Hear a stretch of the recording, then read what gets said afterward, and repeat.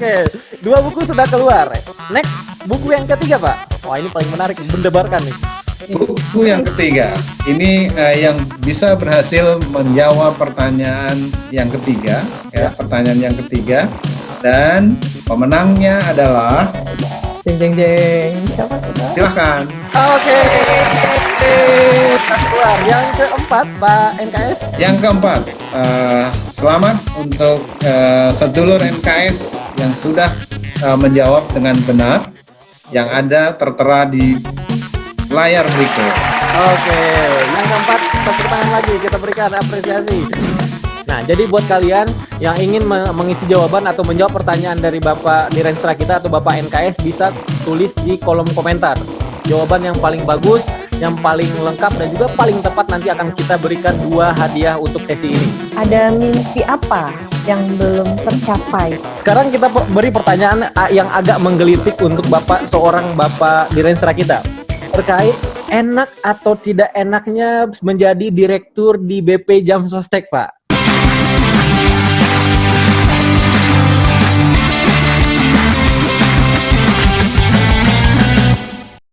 Luar biasa sekali, ya, sangat inspirasi sekali. Jadi seorang Bapak Direnstra itu punya istilah ondel-ondel.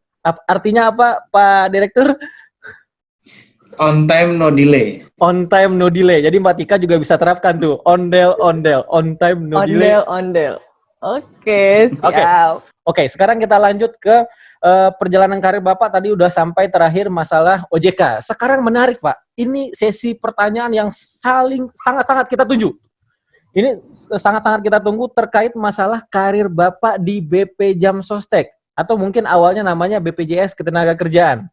Saya akan bacakan satu kalimat, penggalan kalimat, untuk memulai sesi ketiga ini, yaitu orang satu lift disalami sambil berkata, saya Sumarjono, saya Sumarjono. Maksudnya itu seperti apa, Pak? Ya, saya ingat itu. Jadi ketika itu karena baru berkenalan dengan rekan-rekan insan BP Jam Sostek, jadi di lift itu saya seperti layaknya berkenalan lah. Ya. Jadi saya menyebutkan nama saya sebenarnya. Oke. Itu. Jadi semua orang yang di lift itu Bapak salamin dengan inisiatif gitu, Pak? Iya, supaya ya saling kenal ya. Iya. Terlalu ramah ya Mbak Tika ya. Sangat ramah ya Bapak ya. Semua orang di lift. Ya, Pak. Iya. Saya kalau dengan satpam, kecuali sekarang ya, dengan security pun sebenarnya saya tetap menyapa, salaman, dan ya mengucap selamat pagi dan lain sebagainya. Karena menurut saya itu hal yang sederhana, mudah, tapi mengorangkan orang. Itu yang perlu kita catat. Betul. Ini pelajaran menarik juga nih Mbak Tika. Karena keramahan itu tidak kita cari tapi kita ciptakan sendiri. Itulah yang diberikan oleh Bapak Direnstra kita. Luar biasa. Oke. Luar biasa. Sekarang kita beri pertanyaan yang agak menggelitik untuk seorang Bapak Direnstra kita. Terkait enak atau tidak enaknya menjadi direktur di BP Jam Sostek, Pak. Pertama mungkin enaknya dulu deh kita tanya. Enaknya apa, Pak? Ya, banyak lah, karena saya mengenal banyak insan BP Jam Sostek. Oke. Di sini ada 6.000-an karyawan yang menurut saya luar biasa. Saya banyak juga belajar dari mereka. Jadi kalau belajar jangan malu dengan yang muda, karena contoh saja lah, IT yang begitu maju, anak-anak muda jauh lebih pandai daripada kita. Jadi kalau kita yang menggurui mereka berarti menggurui ikan berenang, jadi tidak tepat. Jadi saya banyak juga belajar dari rekan-rekan, makanya yang bottom up itu yang saya pilih untuk mendapatkan inovasi-inovasi dari anak-anak milenial kita. Terus yang lain ya apa namanya? Ini nanti ada enak dan nggak enaknya juga. Enaknya dulu Pak, enaknya dulu Pak. Jadi kalau mau rapat dan lain sebagainya itu ada yang mengurusi. Jadi duduk harus di mana, itu sudah ada yang mengurusi. Protokolernya Kita lengkap ya, Pak ya? Protokolnya cukup bagus untuk mengatur di mana kita harus duduk dan lain sebagainya. Jadi itu enaknya. Jadi mau misalnya nih ya, saya pas mau berangkat kemana lihat ada toko buah gitu. Aduh, saya udah lama nggak makan buah nih. Nanti protokol mendengar. Akhirnya akhirnya dia mengontak siapa gitu. Oh, Bapak pengen buah nih. Nanti di ruangan sudah ada buah. Oke, luar biasa. Demikian juga kalau misalnya keren nih, Pak. Ada roti yang saya pengen banget, wah saya udah lama ya nggak makan roti ini nih. Didengar juga sama dia. Tiba-tiba di meja itu di ruang belakang itu sudah ada roti. Loh, kok sudah ada gitu. Padahal saya belum sampai ke ruangan tadi bilangnya itu. Tapi begitu sampai ruangan sudah ada itu gitu. Kan luar biasa itu. Luar biasa, dan Pak. Terakhir, terus saya ini ke showroom mobil. Showroom mobil. Suatu saat di apa namanya di BSD sana. Di ICE ya. Itu kan sering ada ini mobil. Di situ ada apa namanya yang sering menunggui di mobil tuh. Driver, Pak. Yang jual yang sering nunggu di mobil? Yang cantik-cantik itu apa namanya? Oh, sales promotion girls. SPG. SPG. Saya bilang protokol, cantik banget ya gitu. Nggak taunya sampai ke kantor dia sudah ada di kantor. Wih, keren. Jadi apapun yang terucap dari mulut seorang direktur. Tapi sama suaminya. Ini belum, sama suaminya. Belum selesai ini. Sama suaminya. Oke. Tetap mau jualan mobil. Oke. Kirain udah nggak terkunci mobilnya, Pak. Oke. Sekarang tidak enaknya, Pak, seorang menjadi seorang direktur, tidak enaknya. Ya, tentunya begitu ada protokoler itu ada beberapa privasi yang hilang. Itu jelas. Jadi kita sudah diatur harus duduk dimanapun sebenarnya bukan hal yang saya pribadi kalau duduk di depan itu kurang nyaman. Tapi saya dituntut untuk itu. Nah, itu kan sebenarnya juga salah satu yang mungkin kalau saya nggak ingin sebenarnya tampil di depan dan lain sebagainya. Saya biasanya di kedua saja, baris kedua saja. Gitu. Ya, jadi apa-apa misalnya kalau mau ke ATM, misalnya ditungguin, kan kita bahaya itu, PIN kita bisa ketahuan kan? Iya betul. Nah suatu saat, suatu saat saya mau ke toilet. Mau ke toilet, akhirnya protokolnya juga ikut juga gitu. Terus tiba-tiba bilang, tiba-tiba bilang, ini yang nggak enaknya, Pak, bisa saya pegangin gitu. Wah, saya kan kaget gitu. Mungkin megang buku kali, Pak. Iya, ternyata saya membawa tas. Jadi tas iya. Alhamdulillah sih sebenarnya itu. Gitu. Itu nggak enaknya. Nggak enaknya, Pak ya. Selain itu ada nggak yang nggak enak, Pak? Misalkan contoh gini, saya menjadi direktur di Renstra nih, sering ditekan sama seorang dirut. Ya mohon maaf nih Pak, misalkan target atau dari segi kesiapan IT seperti apa, kata dirut mungkin apa, ada pressure nggak Pak dari direktur utama Pak? Mungkin secara ini tidak. Kita lebih memikirkan bagaimana pressure itu dari stakeholder, terutama peserta. Karena kita akan sama-sama selaku direksi bagaimana mengatasi itu. Jadi pressure itu pasti ada, apalagi di zaman seperti ini yang kita tidak bisa kontak langsung dan lain sebagainya. Tidak bisa bertemu, itu kan ada kendala tersendiri untuk bisa memastikan bahwa sistem harus jalan dan lain sebagainya.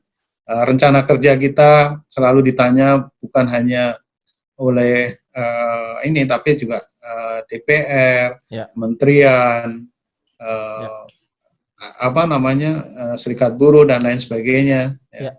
Indo. Ya. Nah, ini tantangan tersendiri yang Ya. menurut saya juga harus kita sikapi dengan baik. Ya, tantangan sendiri yang harus disikapi dengan baik, luar biasa. Setiap kata yang dikeluarkan oleh Bapak NKS ini kayaknya menyentuh kita sekali ya, Mbak Tika ya. Bawa insight tersendiri Iya, ya. insight tersendiri. Oke, Mbak Tika, sekarang berikan pertanyaan ke Bapak. Ya, ini Pak, ketika pertama join dengan BP Jam Sostek itu kan di tahun-tahun awal kita transformasi ya Pak ya, dari era Jam Sostek menjadi BPJS Ketenagakerjaan kala itu. Yang ada di benak Bapak waktu itu pertama kali apa Pak? Ketika setelah Bapak dilantik menjadi direksi BPJS Ketenagakerjaan. Apa yang pengen Bapak lakukan pertama kali untuk institusi tercinta ini? Iya. Iya. Apa yang ada di benak saya memang sejatinya saya belum terbayang juga mau jadi direktur apa. Karena waktu itu yang sudah pasti adalah Dirut. Jadi, Dirut dan Ketua Dewas. Nah, sementara direksi yang lain itu belum ada. Jadi kira-kira saya apa ya nanti yang pas? Gitu. Iya. Nah, itu langkah pertama. Walaupun sebenarnya saya juga nggak kenal dengan direksi yang lain juga. Sama sekali tidak ada saya bayangan mengenal Pak Noval, Pak Amran, Pak Krisna, Pak Ilyas, Pak Dirut, ya, Bu Evi. Walaupun Bu Evi sebenarnya satu alma mater ternyata dari ITB, tapi saya tidak kenalnya. Karena mungkin beda ininya lah, ya, beda jurusan ya. Beda jurusan ya. Nah, jadi yang pertama memang kira-kira nanti saya akan menjadi direktur apa ya kira-kira itu. Yang pas untuk saya juga apa gitu. Saya biasa menangani regulasi, memeriksa dan lain sebagainya. Nah, ternyata tidak ada yang kemudian, oh ya saya mau megang IT. Nah, itu yang loh, kok nggak ada yang mau ya IT, kenapa gitu. Nah, terus ya sudah saya sampaikan ke Pak Dirut, kalau memang tidak ada yang mau, oke lah. Saya tertantang untuk itu. Jadi tantangan pertama adalah mungkin menetapkan saya akan menjadi apa. Ini menarik nih Pak. Ini menarik. Di saat orang ini ada tantangan baru untuk menjadi seorang IT. Tentunya sebelum itu Bapak pasti punya kayak semacam feeling gitu loh Pak. Biasakan orang feeling good gitu ya. Pasti Bapak udah prediksi itu, Bapak tuh pengen kemana sebenarnya sebelum menjadi Direnstra? Nggak, saya nggak ada ini bayangan. Yang jelas kalau investasi, saya nggak punya background untuk itu. Investasi enggak lah. Keuangan saya nggak pernah pegang itu juga. Terus pelayanan, kepesertaan, itu juga challenging, tapi kemudian karena tidak ada yang kemudian mau menangani untuk bukan tidak mau, tetapi tidak ada yang tertarik untuk itu. Nah, justru di sini yang malah menjadi menarik ya, Pak.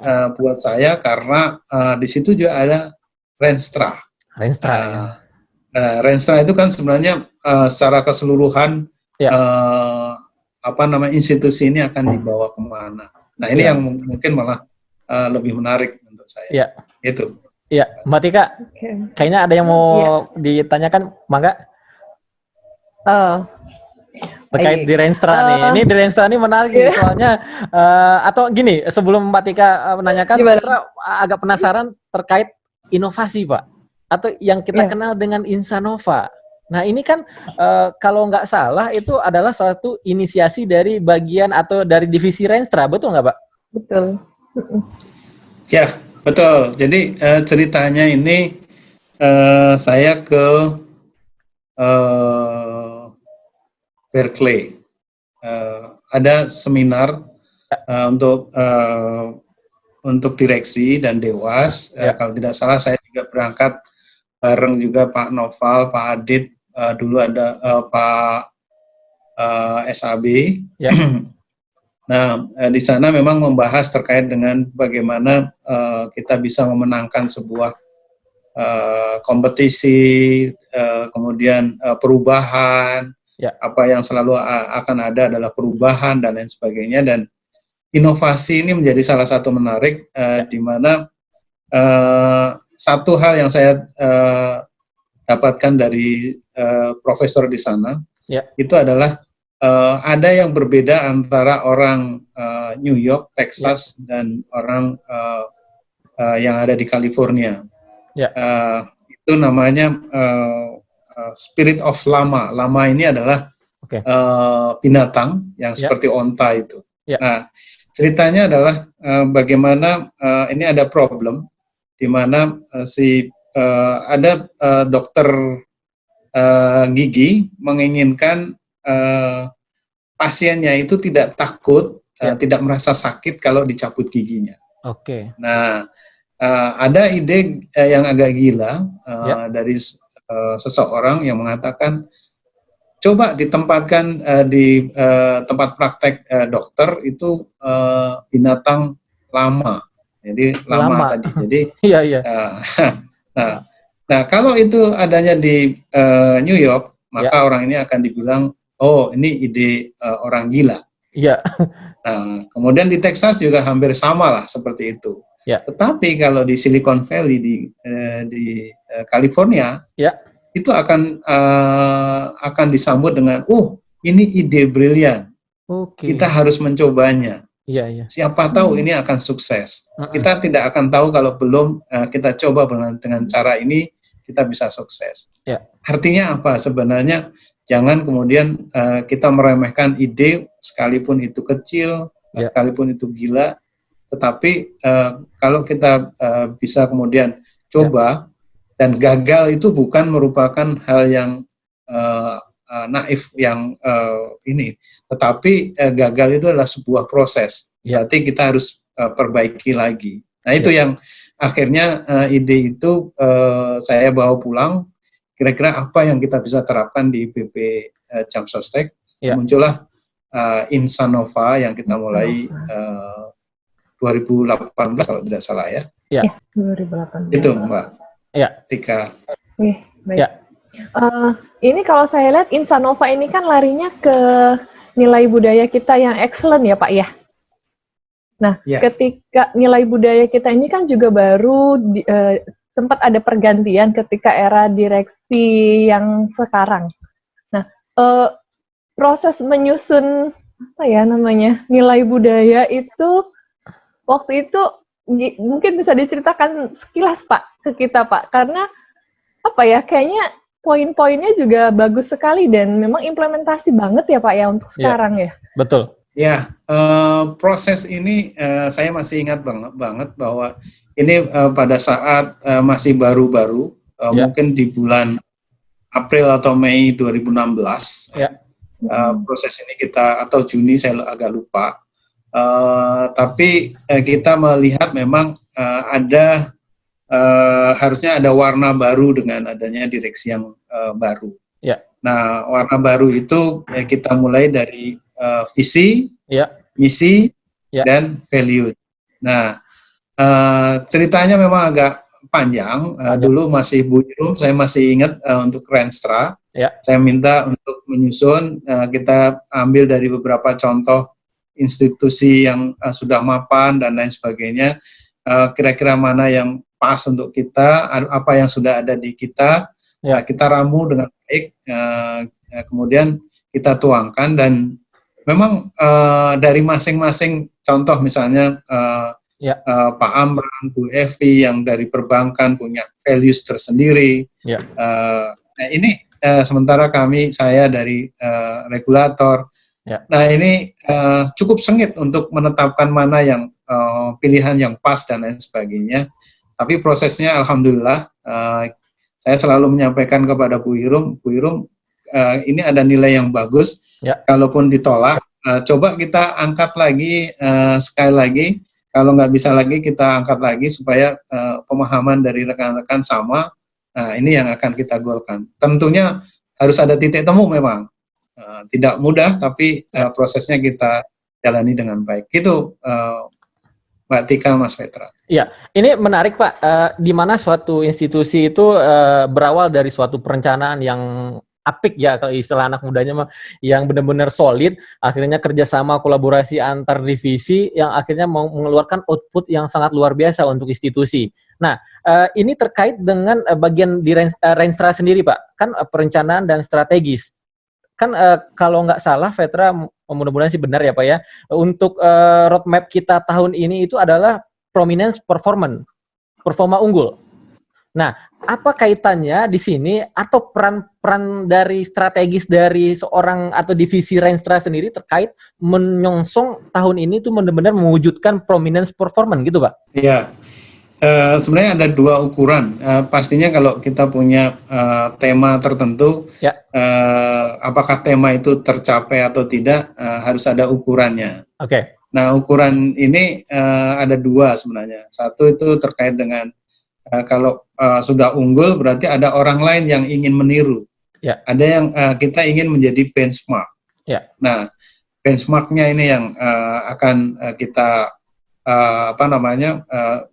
biar dicontoh juga oleh negara yang lain. Nah, ini salah satu ukurannya. Yang kedua, performa unggul harapannya juga kita bisa mendapatkan kita berguna bagi perekonomian nasional. Ya. Nah, kenapa? Karena kita punya dana yang cukup besar. Ya. Nah, tentunya harapannya kita juga punya peran di situ untuk membangun, apalagi di tengah COVID seperti ini, tentunya justru diharapkan kita juga berperan untuk itu.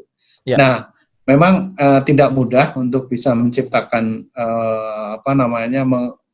mencapainya, tapi tetap apalagi di situasi seperti ini, nah, salah satu yang kita kemudian lakukan ada sosialisasi tanpa kontak fisik, kemudian ada lapak asik, lapak asik, ya kan? Nah, itu atau layanan ini. Karena pendengarnya ini kan pemirsanya nggak hanya dari insan BP Jam Sostek ya. Betul. Ini harus apa itu? Jadi ini sebenarnya kita bisa melayani peserta kita tanpa ada kontak fisik. Kita tetap menjalankan anjuran pemerintah, tetapi dengan teknologi. Saya kira seperti itu. Ya, luar biasa Mbak Tika ya. Jadi salah satu tantangan dari Renstra sendiri bagaimana menyesuaikan semua strategi-strategi dengan kondisi saat ini, dan tentunya pasti tidak terlepas dari semua visi misi besar dari BP Jam Sostek. Oke, Mbak Tika, kasih pertanyaan yang lebih menggelitik lagi buat Bapak di Renstra kita, Mbak Tika. Ya, baik. Ini saya agak kembali ke yang ke belakang, nggak apa-apa ya Pak ya? Ya, silakan. Ya, Pak, sebagai seorang direksi BP Jam Sostek itu kan otomatis Bapak agendanya full Pak ya, kunjungan ke tiap-tiap daerah, kemudian menghadiri acara, event dan lainnya. Bapak masih sering mudik nggak sih Pak? Kira-kira berapa dalam setahun berapa kali? Iya, benar. Iya, ini mudik. Biasanya saya setahun bisa 2 atau 3 kali. Tapi tahun ini saya mengajak semua insan BP Jam Sostek untuk tidak mudik. Tidak mudik ini pesan agar kita bisa juga mencegah penyebaran COVID-19 ini. Ya. Tapi cerita tentang mudik ini menarik Mbak Tika, karena gimana? Pada saat saya masih di Kementerian Keuangan. Saya membawa anak saya pulang, gitu ya, membawa mobil. Ya. Nah, itu mereka selalu heran, kenapa kok bisa tahu harus belok karena itu di kampung, jalannya tidak gitu ada ya, Pak ya?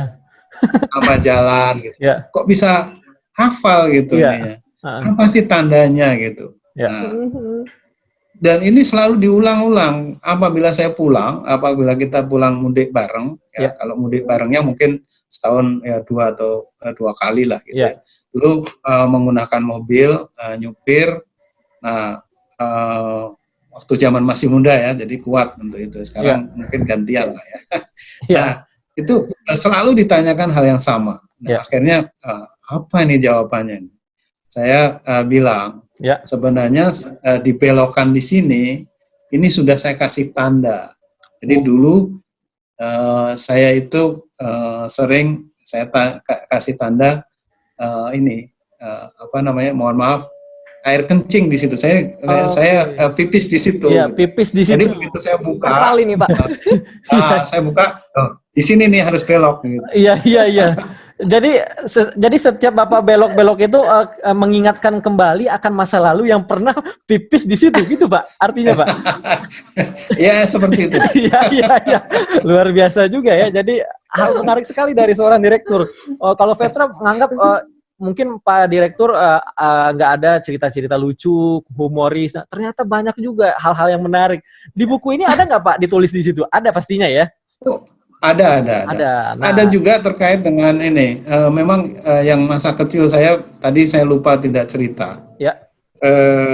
Saya itu keluarga itu punya 7 pohon sawo. Mungkin Mbak Tika udah baca ini. Iya Pak. Nah, 7 pohon sawo ini sebenarnya dulu buahnya lebat sekali. Jadi setiap panen banyak lah kita bahkan bisa menjualnya. Tetapi masa kecil saya masih SD, saya masih ingat itu tidak tahulah kayak ada apa namanya kalau kita malam-malam tidur tapi terus jalan, sleepwalking ya namanya ya. Nah, sleepwalking dan itu ditandai saya pengen keluar jauh gitu untuk ini. Nah di situ dan itu kata orang tua itu kemasukan sesuatu lah gitu. Dan itu memang untuk bisa mengeluarkan apa yang ada di dalam yang masuk tadi, itu saya dipegangi oleh seluruh keluarga. Kemudian pakai sapu itu ini, ayo kamu keluar nggak dari raganya Jono gitu. Kalau enggak saya ini salah. Nah ini saya terkenang betul karena apa? Setelah itu saya pasti akan lemas sekali dan seolah-olah saya jatuh ke dalam jurang yang tanpa ada dasarnya. Nah tapi setelah pohon sawo itu ditebang, nah itu hilang. Jadi saya nggak pernah lagi sleepwalking itu. Tapi yang jelas yang saya juga tidak pernah adalah memakan buah sawo. Oh, nggak pernah seumur hidup Bapak memakan buah sawo, Pak? Oh, nggak seperti itu. Jadi setelah itu dipotong, 7 pohon sawo itu sebenarnya sayang sekali karena buahnya lebat sekali. Alhamdulillah saya nggak ada sleepwalking lagi.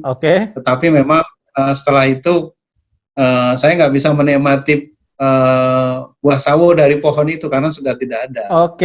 Tapi saya masih tetap ya kadang-kadang kalau pas musim saya kangen juga untuk menikmati buah sawo. Buah sawonya. Kalau sekarang 7 pohon sawo itu masih ada atau sudah ditebang semua, Pak?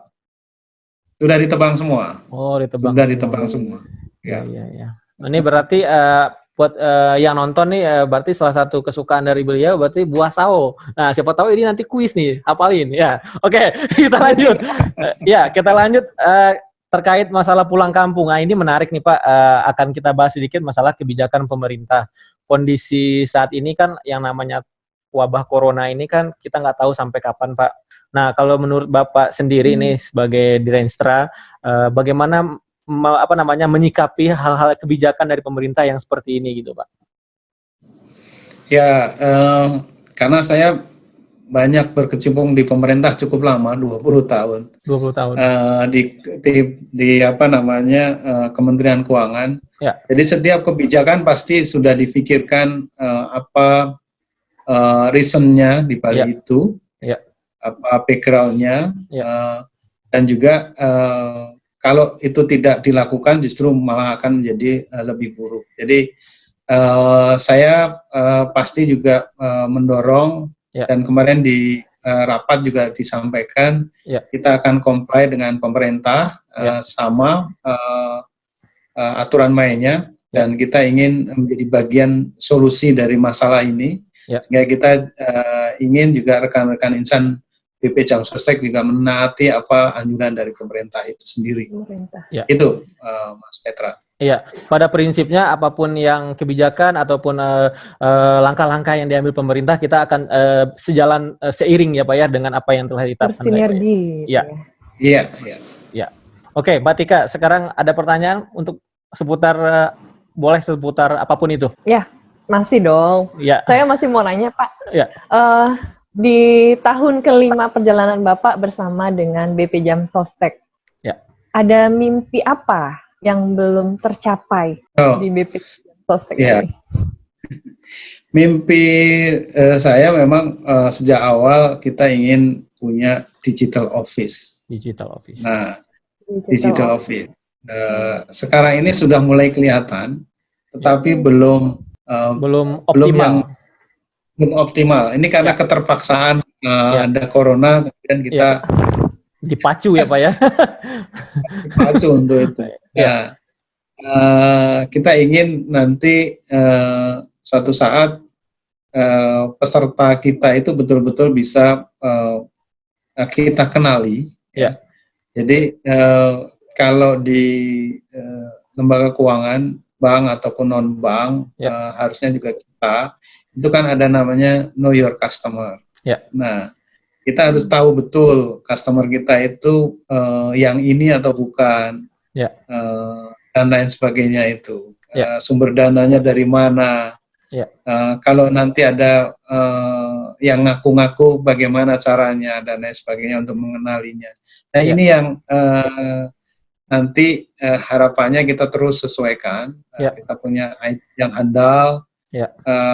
Rekan-rekan yang sudah melek digital, tapi di sisi yang lain mimpi saya juga adalah peserta itu juga atau calon peserta tahu bahwa menjadi peserta jaminan sosial ketenagakerjaan itu harusnya adalah sebagai hak, bukan kewajiban, bukan sebagai beban. Ini adalah hak semua warga negara.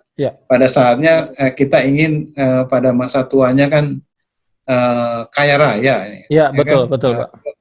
Kalau tidak disiplin dari saat mudanya untuk menabung untuk jaminan sosial, pasti itu juga tidak akan tercapai. Jadi PR besar kita memang untuk edukasi kepada masyarakat kita.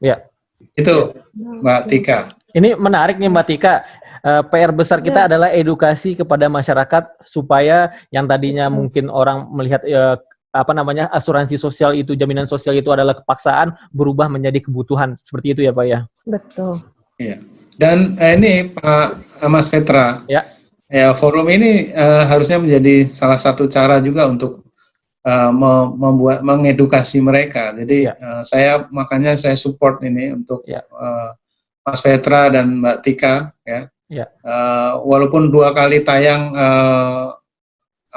minggu lalu baru tayang, ini tayang lagi nanti dengan senang hati lah. Gitu. Iya, siap. Kayaknya setelah mendengarkan paparan Bapak, kayaknya ini tidak akan berhenti di sini Pak.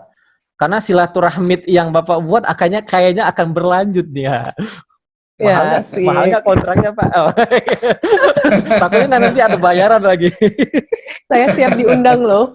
Siap. Oke, kita selanjutnya akan sedikit agak merefleksi diri kan kita ke Ramadan Pak. Nah, mungkin Bapak bisa memberikan tanggapan terkait antara Ramadan dan WFA, dan juga mungkin ada apa sih spirit buat kami ini yang walaupun Ramadan tetap harus seperti apa gitu Pak.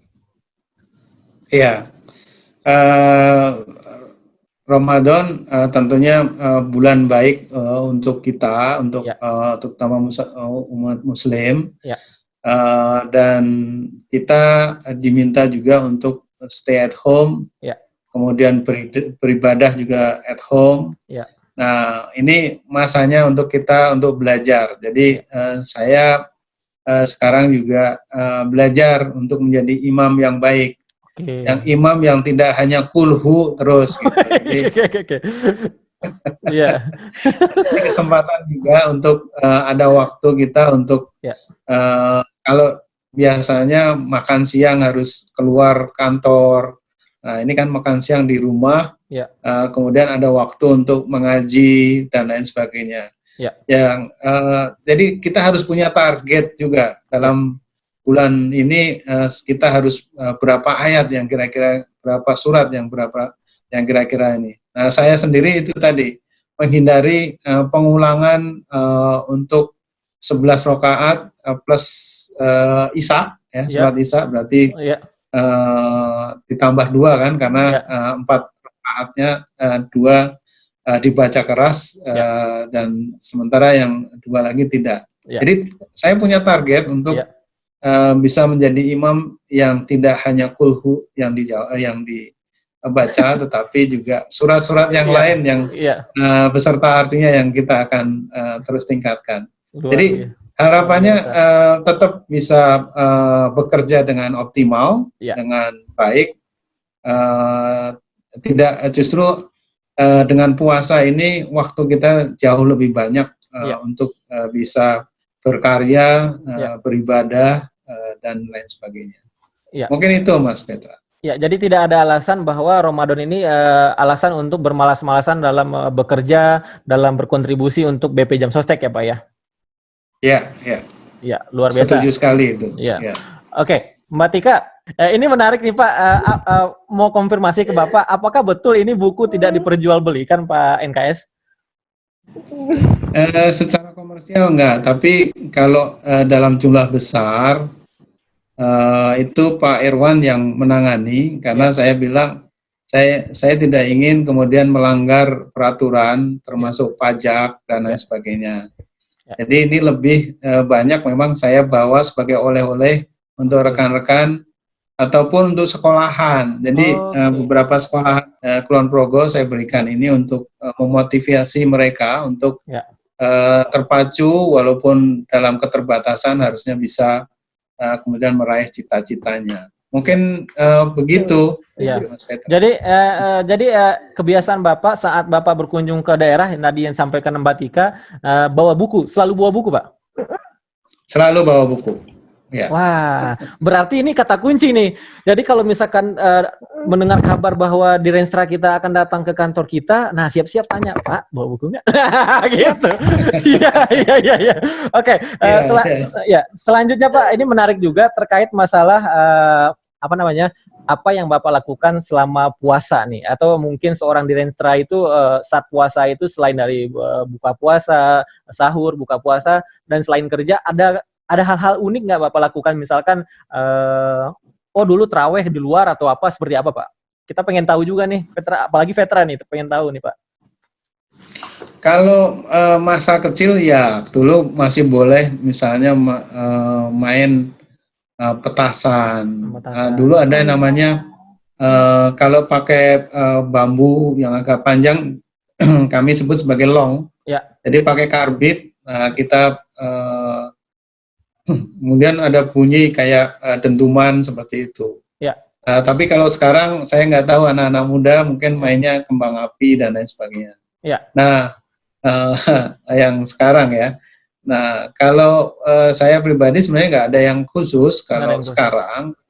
Nggak ada yang khusus karena mungkin juga beberapa hal harus ditangani. Tadi belum lama ada telepon juga dari kementerian yang paling sebenarnya saya menginginkan kalau misalnya tidak ada COVID, saya ingin semacam safari lah gitu ke daerah-daerah untuk bisa sholat berjamaah bareng di cabang, sambil juga memotivasi rekan-rekan. Tapi rasanya sekarang tidak ada, mungkin dengan cara video conference lah yang kita lakukan untuk bisa silaturahmi.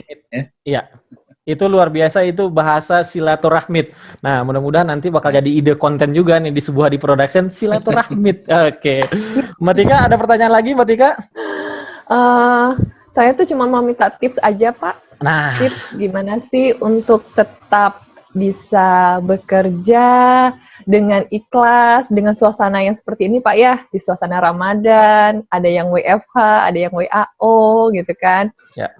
Kita tetap ikhlas, tetap bisa kerja cerdas, terus memberikan inovasi, dan tentunya dengan step karir yang tetap pasti, Ya. walaupun itu bertahap. Mantap. Nah, itu Pak. Ini bagus pertanyaannya nih. Ya. Pertanyaan yang sulit. Iya. Ya, begini Mbak Tika, pada saat kita bekerja, ya, atau kita mendapat tugas, tugas apapun itu, ya, saya sering mendapat tugas itu cukup banyak dibanding dengan yang lain. Mungkin sekarang juga begitu, mungkin ya, saya nggak tahu, karena beberapa tugas-tugas itu udah Pak Sumarjono saja mungkin, karena kalau Renstra kan semuanya gitu. Saya tidak pernah menolak tugas. Artinya apa? Kalau tugas itu berarti kita diberi kepercayaan. Nah, dari situ sebenarnya kita juga kemudian belajar. Kita kemudian bisa bersilaturahmi dengan rekan yang lain, stakeholder yang lain. Dan itu harus kita jaga. Jadi saya kenal banyak dengan rekan-rekan di Kementerian Tenaga Kerja, Hukum dan HAM, Kementerian Keuangan dan lain sebagainya, tetap saya akan jaga itu. Jadi silaturahmi itu sangat penting untuk kita bisa ini kan. Dan kita jangan sekali-sekali mengukur pekerjaan kita itu apakah ada uangnya atau tidak. Betul. Nah ini yang sering saya sampaikan, terutama kalau untuk laki-laki nih, Mas Petra. Kadang-kadang akan ditanya sama pasangan kita, lembur seperti itu memang dapat apa nanti? Nah, betul Pak. Nah, yang seperti itu tolong disampaikan juga. Ini sebuah kepercayaan karena kapasitas kita dilihat oleh atasan, kita masih mampu. Dilihat oleh rekan kita masih mampu. Nah, disitulah Mbak Tika, Mas Petra harus menunjukkan kalau memang betul-betul masih mampu. Dan ekspektasi mereka apa, kita bisa melampaui ekspektasinya dari yang diharapkan. Itu yang akan membuat nanti Mbak Tika, Mas Petra, saya yakin akan menjadi pimpinan-pimpinan yang hebat, ya, yang selalu tahu apa kebutuhan dari organisasi, bagaimana mengelola anak buah dan lain sebagainya, memotivasinya terutama itu. Suatu wejangan yang menginspirasi sekali Mbak Tika. Ini luar biasa sekali nih. Benar-benar menggugah hati kita bahwa suatu hal itu dilakukan dengan ikhlas, dengan cerdas dan juga selalu berinovasi. Luar biasa Pak di Renstra kita ini. Di tengah kesibukan beliau masih menyempatkan hadir di konten Subuh Hadi Production, dan juga Mbak Tika luar biasa nih, kita undang bersama direktur, ngobrol asik bersama direktur. Nah ini mungkin dua pertanyaan terakhir nih Pak di Renstra sebelum kita akan bermain kuis. Nah siap, nih ada kuis lagi nih Pak, ada kuis lagi Pak.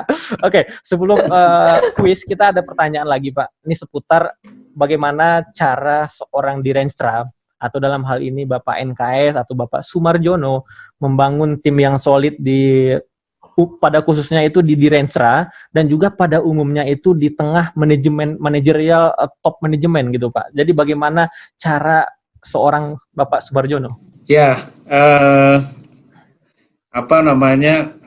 People itu penting untuk kita ini juga. Jadi membangun sebuah tim, ini terutama yang di bawah saya dulu ya. Saya pasti juga akan melihat satu kapasitasnya. Tetapi sekali lagi di edisi sebelumnya saya sampaikan integritas itu nomor satu. Karena kalau sudah ada kepentingan-kepentingan yang lain, nah itu yang akan merusak kinerja kita. Jadi kepentingan yang lain itu harus kita singkirkan jauh. Nah, ada memang yang rekan-rekan kita mungkin yang tidak sadar akan hal itu. Nah, kita harus terus ingatkan. Saya posisinya seperti ini. Nah, kalau Anda tidak bisa seperti ini, saya mohon maaf. Mungkin kita bukan satu tim. Misalnya seperti itu. Kita jelaskan, kita beri pengertian, kita ajak. Setelah kemudian ini rasanya kok susah, nah kita tidak ingin yang susah ini justru akan merusak tim secara keseluruhan. Nah inilah yang harus kita lakukan. Kenapa kita ada rotasi, mutasi, promosi dan lain sebagainya itu untuk mekanisme supaya kita punya tim yang bagus. Itu kira-kira. Untuk membangun tim, membangun kerjasama dan kolaborasi dengan bidang lain, Pak, atau divisi lain dalam hal ini manajemen gitu, Pak? Iya.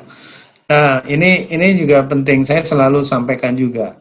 Yang kita utamakan itu apa sebenarnya? Apakah unit kita atau sebenarnya institusi kita? Kalau saya selalu mengatakan institusi kita. Lupakan dulu apa kepentingan-kepentingan yang ada di atau nomor dua kan kepentingan unit, karena yang paling utama adalah kepentingan institusi untuk peserta kita nantinya. Nah, ini harus menjadi catatan kita semua. Yang kadang-kadang rekan-rekan ada yang silo-silo akhirnya. Nah, itu yang harus kita kikis terus supaya mereka paham bahwa tujuan kita adalah ini. Kita harus sama-sama. Kita adalah satu tim. Saya selalu pada saat membangun Smile misalnya, itu saya mengajak seluruh direksi. Karena ini bukan proyeknya IT, ini adalah proyeknya institusi. Nah, itu yang harus kita yakinkan. Kalau proyeknya institusi, ayo kita sama-sama. Tapi kalau ini proyeknya IT, mungkin orang yang di kepesertaan, pelayanan, tidak merasa bahwa ini adalah proyek saya. Jadi dari awal kita harus ada komitmen itu. Saya ajak Pak Dirut untuk beliau yang bicara masalah itu. Nah, semua kemudian mensupport, walaupun tertatih-tatih. Kita masih ingat tahun 2018, kita berubah ke Smile 2018 betul? Iya, 2018. Karena saya masih ingat tanggal 18 bulan kedua tahun 2018. Supaya saya memang senang dengan angka-angka yang kemudian kita mudah untuk ingat. Itu kita ada perubahan besar di mana kita mengelola sendiri. Kita membangun sendiri IT kita. Tapi efeknya juga luar biasa. Sekarang kita bisa membangun lapak asik dan juga hal-hal yang lain yang sangat bermanfaat sekarang. Kalau kita tergantung dengan orang lain, saya tidak tahu kita akan bisa seperti sekarang ini atau tidak. Itu yang saya inginkan. Nah, ini masuk ke segmen terakhir, Pak, yaitu adalah bermain kuis nih bersama Subuhadi Production. Nah, berbeda dari kira-kira menang nggak ya?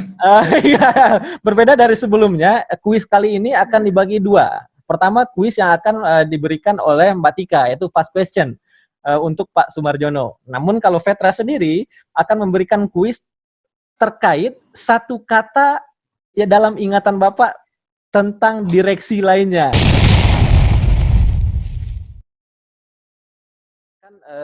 Sebutkan dua pertanyaan terakhir untuk sesi terakhir ini. Untuk yang pertama. Yang pertama, apa kiat ala NKS untuk menapaki jenjang karir?